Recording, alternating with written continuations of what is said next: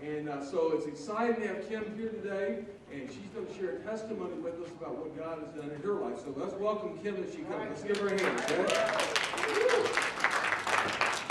we've got some before pictures we're going to put up there. Hello, everyone. Hello. How are you? Good. Okay, before Bob forgot, I would come home from work, put some hot dogs in the microwave, watch TV for 4 hours, wake up 2 o'clock in the morning, like, oh my goodness, jump in the bed, go to work, kept doing the same thing. I was a couch potato. So one Sunday, a big ad comes up on the screen, kind of like you. It says, Bob forgot. I said, I don't want to come to church and work out. No, thank you. So my mom says, well, I want to do it. We should do it together. I said, I'll pray for you, but I'm not doing it. So I come to church, ads everywhere. We call Michael Pops at church. He said, won't you join? I said, oh, no, thank you. I actually teach Bible study in my home on Thursdays, and Bob forgot was meeting on Thursdays. I really can't do it. So he said, okay. So my mom goes to the first gathering, sort of like this, and my Bible study mentor is in the crowd. So she comes home. She's there. How come you aren't there? So I call her. I'm like, what are we doing this season? I thought we were teaching. She said, I want to support this ministry. Let's do it together. No, I'm okay. I'm going to take a break and just, work on me. She said, you could do this. I said, no, I'm okay. So my mom says, you need to do this. Call them. So I call. I said, I'm a week late. I don't think I have time to do this. They said, no, come on. I'm like, oh, man, I'm going to have to come with my exercise clothes to church. I don't want to do this. So I get there, and it's like 100 people sitting there. There's T-shirts, books. And I'm like, where are we going to exercise at? The tables are up. So we watched the first video, saw Pastor Steve. I said, wait a minute, this sounds like a Bible study. So we break down into 2 groups, broke down everybody. I get into the room, and my 2 leaders took my Bible study class. So I said, okay, God, maybe I was supposed to be here. So they both get up and give their testimonies about how they were in my classes, and that led them to stand up in this ministry and lead the groups. So I said, wow, just from me planting the seed, teaching you the Bible study that I was supposed to be teaching, now I'm here on Thursday under you taking a Bible study.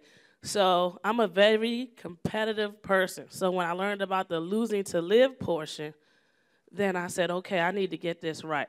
So I'm an extreme person. Anybody else extreme in here? Okay, it's just me. Oh, okay, I see a couple hands. Okay, great. I went from those hot dogs in the microwave to salads and baked chicken. I went from no exercising to walking 15 flights on my lunch break doing work because I needed to win. So as I began going through the Bible study in the process, the scriptures that were in there were the same scriptures I was teaching in my Bible study. I was like, okay, God, this is getting way too close to what's going on. What are you trying to tell me? So when I finally realized deep down inside, as I did my journaling and one-on-one with God, this is where I was supposed to be. So I won that season, yes. Okay.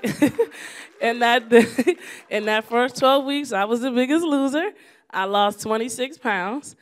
So I was excited. And mind you, all I did was change my eating habits, and I started working out. I actually did an unprocessed month. So for the month of October, I did all unprocessed food, and I lost 15 pounds just in that month alone. So from what Rich K was speaking about and the doctor before me was speaking about, the unprocessed part of this is amazing. Because once you change your eating habits, it changes everything. I went from doing the steps to now I'm a part of a Zumba fitness team, and I'm on the fit team, and we're actually doing like 9 classes on Monday nights. We do a couple classes Tuesday, Wednesday, and I have to do at least 2 classes a week. So I went from sitting on the couch to now I'm part of an exercise corporation. It's like, wow. And then now, this is my 4th round of Bar for God, and I'm actually leading a group this time. So it's amazing what this program can do for you. So if it's your first time, I would just say, just put your whole heart into it and just think about what God may be using you for. Because with me losing my weight, I'm on Facebook. I talk to Pastor Steve a lot. On every Thursday, they call it Throwback Thursday. But for me, I put a side-by-side picture up to show people my progress.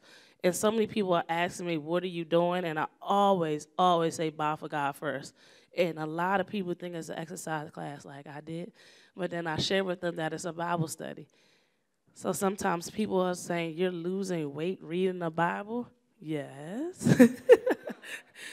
Yes, I am. Because once you get into that word and it gets into your heart, then physically you're going to change. Because once you start reading that word and it manifests everywhere, like everywhere I went, it were signs.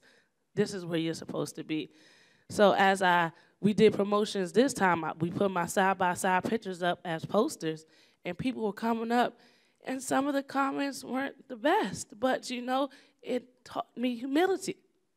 A couple of comments were like, hey, I don't remember you being that big. Oh, thank you. You want to join?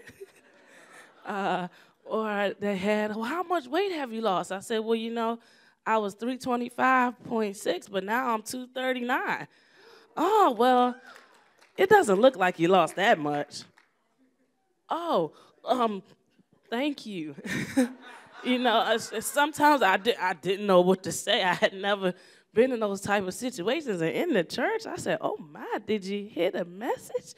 But, hey, whatever works, perhaps that was the day they bought the CD. Maybe they took some notes that day. It didn't really set in at that time. But I really, really enjoyed this program. One of my friends saw my pictures online, and she asked me about it. So last season she joined. She said, couldn't you coach me? I said, I don't do coaching, but I know somebody from a book I read, Rich K. She was like, well, I know you. I want you to coach me. So I coached her, and she lost 23 pounds. She came in second. So I was like, yes, she almost got where I was. I'm competitive. I wanted her to win, but it was okay. It's all right.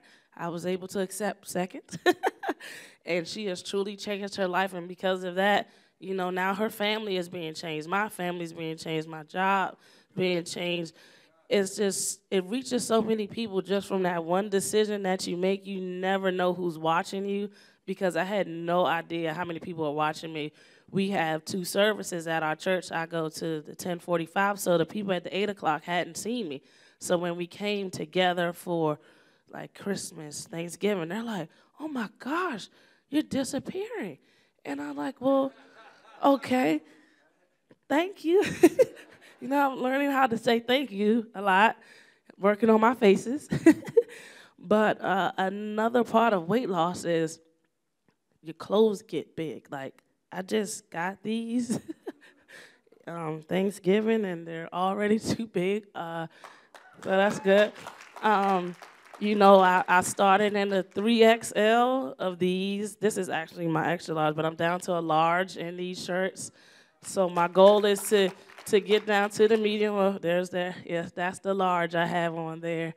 So I just wanted to say, just stay encouraged, get an accountability partner, stick with your team, and just believe. Because if you have the faith in God to come to church every week, you can have the faith that you can do this. Just the small, simple changes that you will learn through Rich K's book really helped me. The walking further, just changing the snacks that you're eating, and just really digging deep inside yourself and trying to figure out what's the triggers. My trigger was I was an emotional eater. So when I would get upset, I would go to the store, buy ice cream, potato chips, and cookies, because I needed chocolate, salt, and I needed the ice cream. And I could really relate to Pastor Steve when he does his testimony about the ice cream. But I would just eat all those and once again just go to bed. So I had all that food on my stomach, lay down, go to bed. Get up, keep doing it until I came out of whatever I was going through. But now when I'm getting emotional and I feel that, I drink a bottle of water first and then I eat. So water is very, very important to me because I drink it constantly. We're told to drink half our body weight in ounces for water. So when I began, I was 325.6. I asked them, do you know how much I weigh? That's a lot of water. When am I going to have time to eat? So I was really concerned about that. So my number one motivation was to lose weight so I wouldn't have to drink so much water.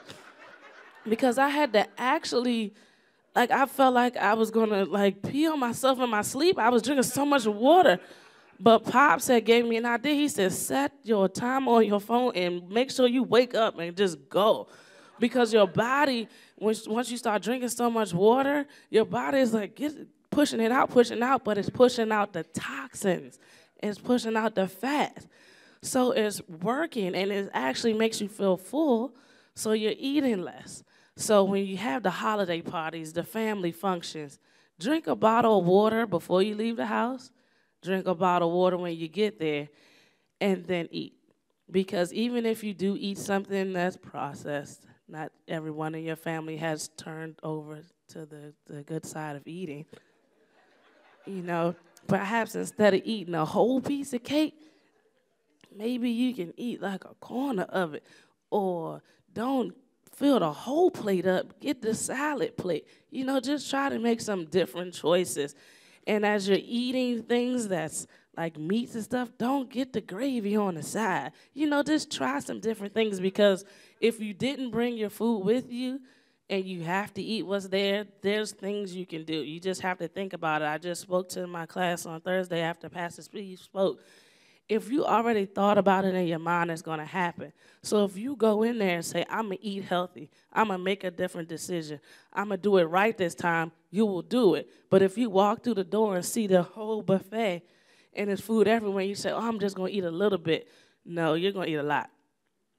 Because once you start eating that little bit, you're going to want more, and they're going to bring more things out, and that MSG is going to kick in, and it's going to say, eat, eat, eat, eat, eat. So if you prepare, like I said, drink the water. Look at what's going to be there. You know what your family's going to cook. They're going to have the fried chicken, the macaroni cheese, the apple pie. How about drink the water? Maybe you can bring a salad with you. Take the skin off the chicken, throw the meat in your salad. You're still eating, you're still fellowshipping with your family. Nobody is upset. You're still there. It's just small changes you need to make in your life. And as you do that, God will be able to use you in many, many ways. Like, I would have never thought I would be here on the stage speaking to you. I was excited to see the stage on the video. And when I got here, I said, oh, that's the stage with the fork and the knife and stuff. But it wasn't here. But I saw the banners, though, so I was excited about that. But as I'm standing here today, this can be you. So just don't think, oh, you know, she's an extremist, you know, she can do it. You can do the same thing. I started about 1.5 years ago, and I've lost 86 pounds. So if you start today, 1.5 years later, this can be you. Thank you. Thank you, Kim. That's awesome.